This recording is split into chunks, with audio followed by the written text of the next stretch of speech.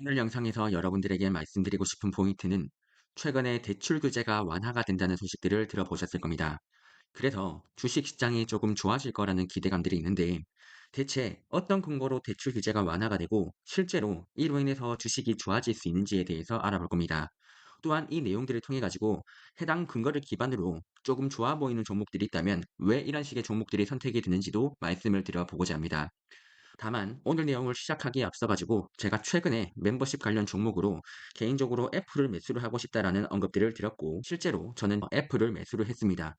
해당 근거에 대해서 간략하게 말씀을 드리자면 최근 들어 가지고 애플의 주가가 크게 하락했었던 이유들이 중국 쪽에서 휴대폰 매출 둔화 이슈들이 있었었고 또한 AI 성장 모멘텀이 둔화가 된다는 이슈들로 하락을 했었는데 사실상 해당 근거가 타당하냐라고 바라봤을 때 지금 주가가 하락하는 포인트가 예전에도 휴대폰 둔화 이슈들은 충분히 있었습니다. 그리고 AI 성장 모멘텀이 둔화가 된다는 이슈 또한 애플 같은 경우에는 온 디바이스라고 해서 AI 시장이 크게 성장을 해서 뭐 훌륭한 소프트웨어, 쉽게 말해서 어플리케이션들이 크게 개발이 된다라고 했을 때 그때 수혜를 보는 게 애플입니다. 즉 애플이 주가가 상승하는 타이밍들은 언제냐라고 했을 때 AI가 크게 성장을 하고 나서 그리고 이 성장된 어플리케이션을 누군가가 사람들이 돈을 주고 사용할 때부터 애플의 주가가 상승을 한다는 것이죠. 그렇기에 애플의 AI 성장 모멘텀이 둔화가 되느냐라고 물어본다면 저는 개인적으로 성장 둔화가 되고 있다라고 바라보기가 어렵고 또한 휴대폰 매출들이 둔화가 되고 있다라고 하는데 이게 시장 점유율들을 뺏긴다는 이슈로 하락을 하곤 했지만 휴대폰이 많이 판매가 될 수 있는 타이밍들이 언제냐라고 물어봤을 때는 결국에 AI 시장이 개발이 되면 개발이 될수록 이때부터는 휴대폰들이 판매가 많이 될 거라고 생각을 합니다. 그래서 이런 식의 관점들로 바라봤을 때 최근 들어가지고 기대감이 최근에는 조금 더 많이 하락을 하고 있으면서 둔화가 되는 모습들이 보이고 있기 때문에 개인적으로 지금 증시가 막 하락장을 만들어낼 것이냐 그런 관점은 아니라고 바라보고 있기 때문에 지금으로부터 주식의 가격이 220달러 밑으로 내려와서 198달러까지 내려온다면 상당히 매력적인 가격대가 될 수 있다고 생각을 해서 220달러 부근에서 대략적으로 제가 만약에 10번의 분할 매수를 한다라고 생각을 한다면 이 중에서 2회에서 3회 정도는 지금 구간에서 매수를 할 수 있을 것 같고 또한 추가적으로 주가가 하락을 해서 200달러까지 찍어버린다라고 한다면 이때 부분 내에서는 한 10번의 분할 매수를 한다면 6번에서 7번의 정도의 분할 매수 폭도 만들어낼 수가 있을 것 같고 180달러까지 내려온다라고 한다면 이 타이밍 때부터는 10번의 분할 매수를 충분히 다 완료하는 구간들이 되지 않을까라고 생각을 합니다. 왜 이거 코멘트를 드리냐라고 했을 때 향후에도 제가 매크로 관련된 이슈들을 많이 언급을 드리다 보니까 개별 종목 이슈에 대해서는 지금밖에 설명드릴 타이밍들이 없는 것 같아서 한번 코멘트를 드려봤습니다. 뭐 앞으로 종목과 관련된 자세한 이야기들은 제가 멤버십 커뮤니티 게시글들에다가 꾸준히 업로드를 하도록 하겠습니다. 본격적으로 오늘 내용에 대해서 여러분들에게 설명을 드려보도록 하겠습니다. 여러분들이 매크로 이슈를 바라보다 보면 어디선가 영래포 잔고 규모가 감소하고 있다는 이슈들을 들어보셨을 겁니다. 그리고 이와 동시에 영래포 잔고가 감소를 하기 때문에 유동성 공급도 안 되고 이로 인해서 이 유동성 공급이 진행이 되려면 은행 규제 완화가 필요하다. 이런 식의 이슈들을 한 번쯤은 들어보셨을 가능성들이 높아요. 대신에 이게 기억이 안 난다라고 한다면 아마도 이 내용이 무엇인지 이해를 못하고 있기 때문에 여러분들이 기억을 못할 가능성들이 높은데 먼저 해당 내용에 대해서 설명을 드리면서 지금 규제라고 하는 게 어떻게 이어지고 있는지에 대해서 말씀을 드려보도록 할게요.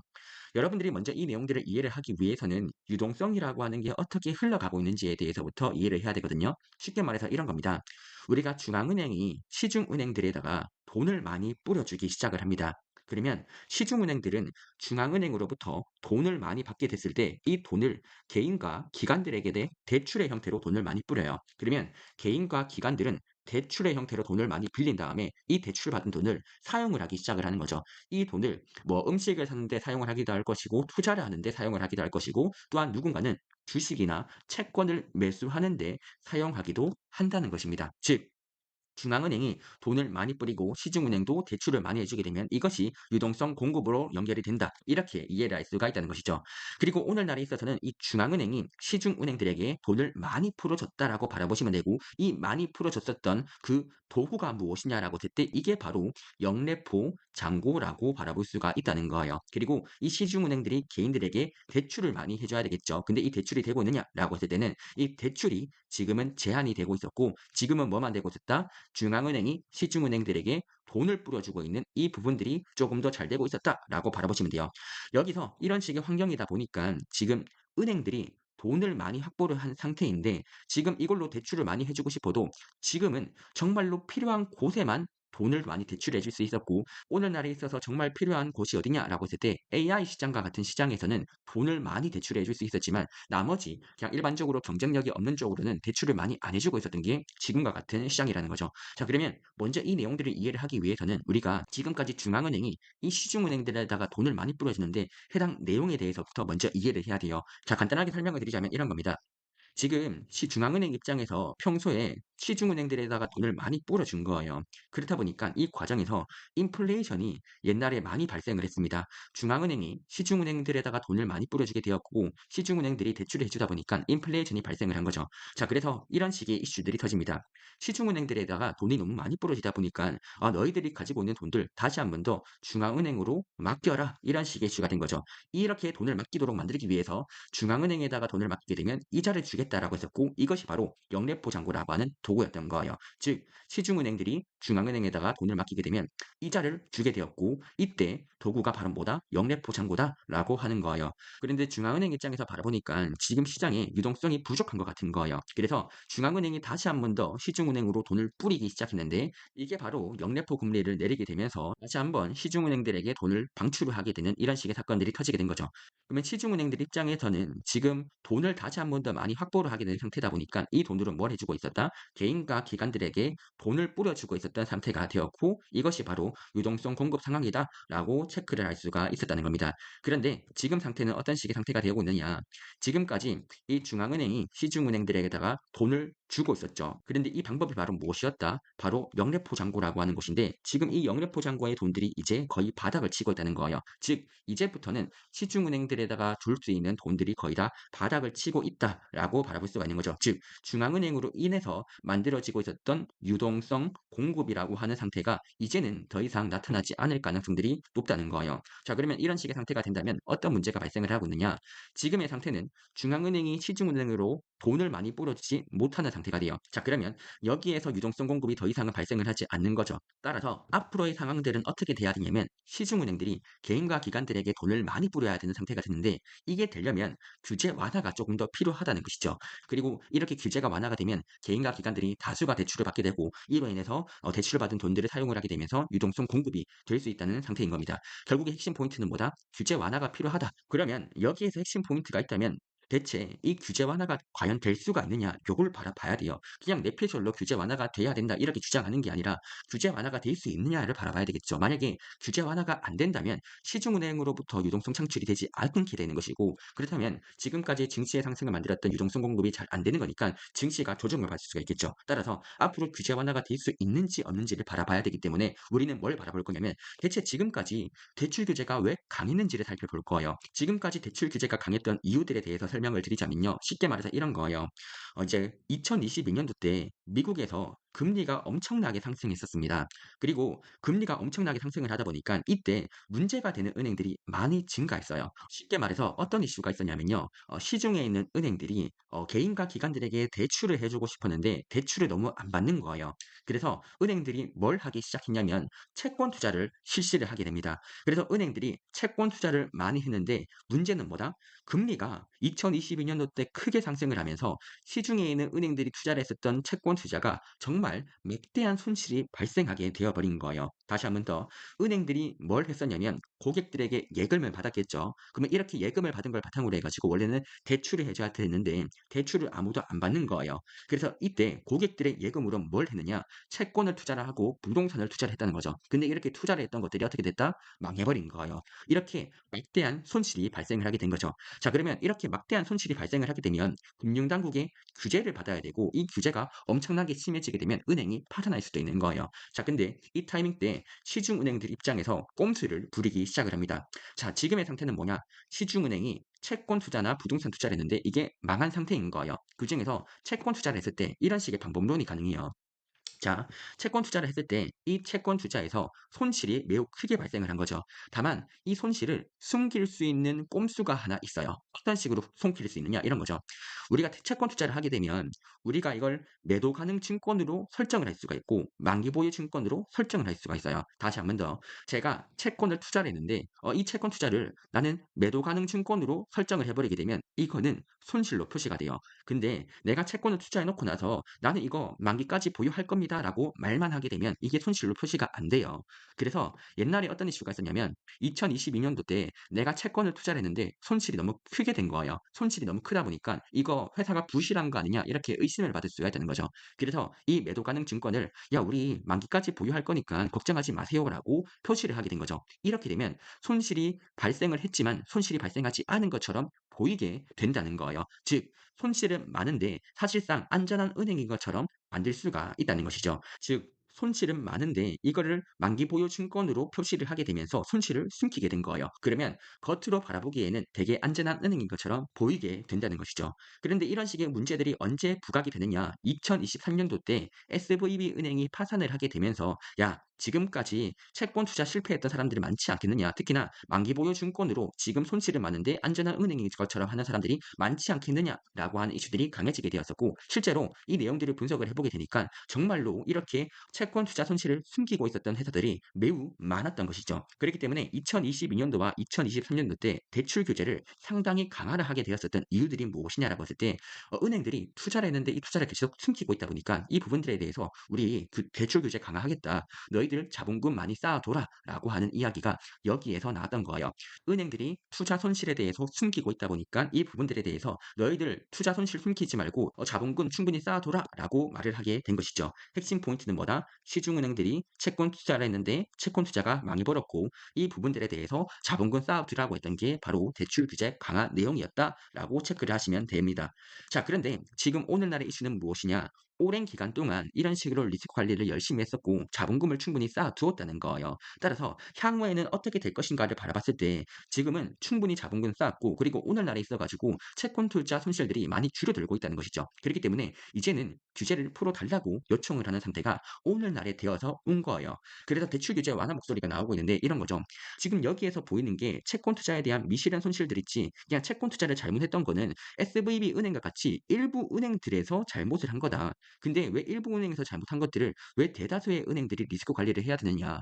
대다수의 은행들은 이미 잘하고 있었어요. 대다수의 은행들은 잘하고 있었는데 일부 은행들만 지금 잘못하면서 지금 문제가 발생하고 있었는데 이걸 가지고 대다수의 은행들에게 자본 규제 강화시키겠다 하는 것들은 이거는 너무 과도한 규제다. 이런 식의 목소리가 나오고 있는 거죠. 그리고 두 번째로 뭐냐면 옛날에는 문제가 되는 은행들의 자산 규모가 컸었다면 이제는 이 자산 규모가 크게 감소를 한 것이죠. 그렇기 때문에 지금은 뭐 은행들이 파산을 한다라고 하더라도 이게 시스템 리스크까지 전이가 될 가능성들이 낮다는 거예요. 이런 식의 관점에서 대출 규제를 완화하자라고 하는 목소리가 나오고 있다는 겁니다. 그래서 실제로 이 대출 규제가 완화가 되고 있는 모습들이 보이고 있는데 핵심 포인트는 이런 거예요. 내용들이 어려운데 간단히 말하자면 야 너희들 자본금 충분히 쌓아뒀으면 이제는 대출 규제 완화해 줄게 이렇게 말하고 있어요. 자 다시 한번 더 오늘날에 이 자본 규제가 지금 풀리기 시작을 하고 있는 모습들이 보이고 있거든요. 근데 이게 어떤 식의 방법론으로 풀리고 있냐면요. 자본금을 열심히 쌓아둔 곳 있지. 그러면 너희들 이런 사람들만 해가지고 대출 많이 해줘라로 바뀌고 있어요. 그런데 만약에 너희가 자본금을 충분히 쌓아두지 못했다면 앞으로 조금 오랜 기간 자본금 쌓아둬라라고 말을 하고 있다는 거죠. 자 그러면 여기에서 우리가 좀 체크를 해야 되는 게 자본금을 충분히 쌓아뒀던 은행들은 누구이고 자본금을 쌓아두지 못한 은행들이 누구인지를 체크를 해야 되는데 이거 어떤 식으로 체크를 하냐면 대략적으로 3일 전에 미국 금융당국이 이제 문제가 되는 은행들에 대해서 체크를 한 그런 리스트가 있어요. 근데 2022년도를 바라보시게 되면 어떤 식의 이슈가 있었냐면 여기 바라보시게 될 때 문제가 되는 은행들은 작아요. 근데 문제가 되는 자산 규모는 크죠. 이건 뭔 뜻이냐면 이제 은행의 수는 적은데 문제가 되는 자산 규모가 크다. 다시 한번 더 문제가 되는 은행 숫자는 적어요. 근데 문제가 되는 자산의 규모는 크다는 거죠. 그러면 소수의 큰 대형 은행들이 문제가 생겼을 때 이 문제가 발생해요.